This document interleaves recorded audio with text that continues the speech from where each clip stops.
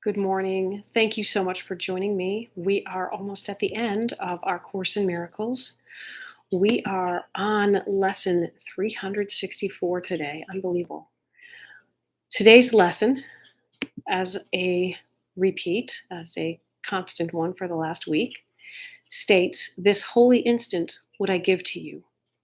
Be you in charge, for I would follow you, certain that your direction gives me peace. And if I need a word to help me, he will give it to me. If I need a thought, that he will also give. And if I need but stillness and a tranquil open mind, these are the gifts I will receive of him. He is in charge by my request, and he will hear and answer me, because he speaks for God my Father and his Holy Son." That's the end of lesson 364. "This holy instant would I give to you. Be you in charge, for I would follow you, certain that your direction gives me peace." Let's go right on to what Tina Spalding's channelings tell us. "You are blessed beings indeed. I am that one you know as Jesus. The direction that you will get will be sound. The direction you receive when you surrender your mind to love will take you toward more love. It will draw you to it. When you dedicate your mind to separation, which is the opposite of love, you take yourself further and further away from love. We have offered this idea of surrendering your mind to the divine, surrendering your mind to the higher self's guidance.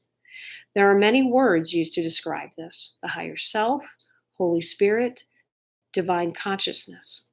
All kinds of names are given to the eternal guidance that you have access to. We do not want to get caught up in names here or to argue over dogma.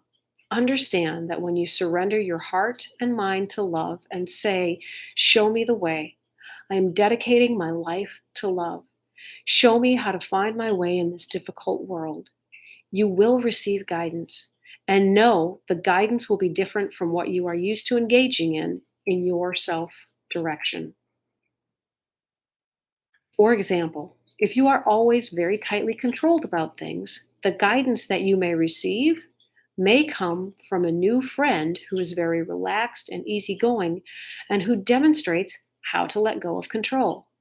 You might not think that his guidance comes from the divine, but it is. This person has come into your life with a different point of view, a different value system, a different way of doing things, and a different way of being, and to show you that your super controlled nature is a choice. This person does something different. The guidance you receive when you dedicate yourself to love can come in unusual ways. This is a heads up that the guidance you get can come in the form of new relationships, new friendships, a job opportunity, an influx of money, or a loss of money. Many of you learn about financial fears and scarcity thinking when money leaves you, and the fears come up from the unconscious into the conscious mind.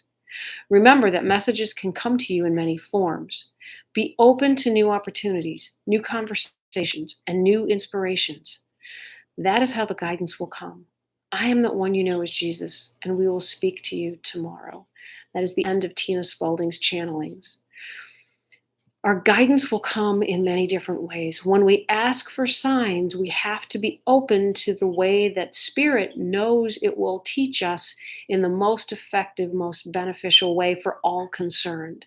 And so, again, like as Tina Spalding channelings, we may lose a job in a form that will allow us to face our fears about money.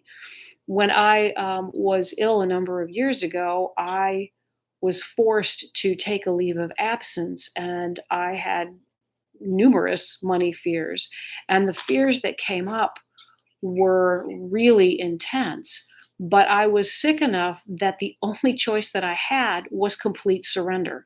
I was sick enough in a lot of ways that I could not be I didn't have the energy to worry about money. I didn't have the energy to worry about the issues of control that I had. I had to surrender everything. And what I learned was that life tends to take care of itself, whether I'm here or not. It may not be the way that I think it's best, but it is definitely got its own groove and rhythm, and life will take care of itself. That was a huge lesson. You can find lessons that come in the form of relationships. You may find someone who makes you crazy, and yet you find yourself still in that relationship. It's an opportunity to look at those things in your life that you are either doing that make you crazy, that the values that you hold about yourself, and maybe that's the reflection that these people are offering you.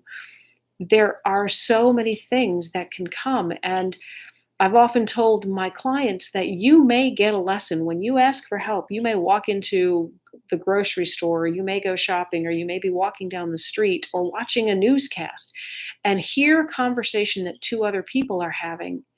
And something will be said that will absolutely trigger you in your mind. It will punch you in the gut. It will hit you in your heart. You will hear it, and it will be there because it's exactly the information, it's exactly the guidance that you are looking for. Spirit sends things to you all day, every day. We just have to be open.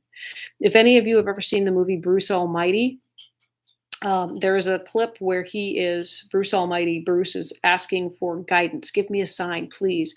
A truck pulls out in front of him. It's a construction truck with countless signs that say stop, go back, turn around, U-turn, danger, don't go any further.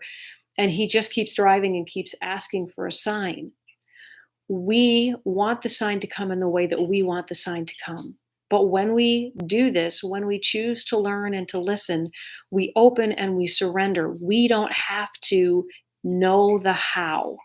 We just have to be open to what Spirit knows is the best method, the best means, the best communication, the best form for us and for all concerned.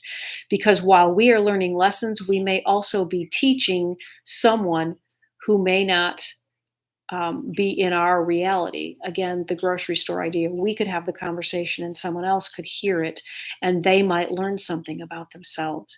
This is a critical lesson, and it's so good that this channeling was brought up so that we can be aware of the nuances that happen as we are learning. We are not going to get written instructions that say love God necessarily. We could get something similar, but we have to be open to how things show up for us and be willing to realize that there are lessons in every moment, in every breath, in every conversations of our lives.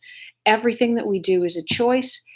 Everything that we do offers a lesson because we can walk away, we can take love from every experience, or we can take fear. And when we are finding ourselves in fear, it's not that we are wrong or bad, it's simply that it's an opportunity for us to become aware that we are getting off track. It is a means of communication.